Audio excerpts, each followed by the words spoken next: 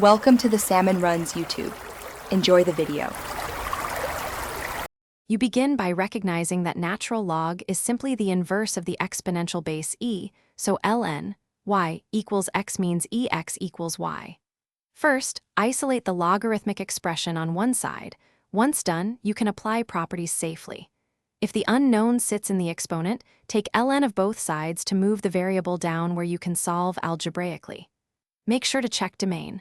Arguments must be 0, so eliminate extraneous or negative candidates before proceeding.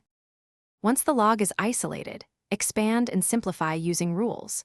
ln ab equals ln a plus ln b and ln a slash b equals ln a minus ln b, and bring exponents forward via ln a k equals k ln a.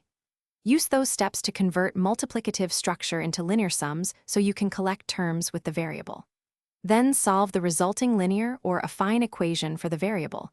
You may need to divide by a numeric coefficient. If terms remain inside different logs, combine into one log before exponentiating to check solutions.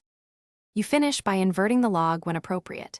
If ln a equals b, then set a equals eb and solve for the variable explicitly. Once you have candidates, always substitute back into the original equation to verify the argument of every ln is positive and that no extraneous roots remain. If you hit domain or calculator errors, recheck signs and algebraic steps, especially when multiplying or moving terms. A negative inside ln or a dropped coefficient is the most common culprit. Thanks for watching.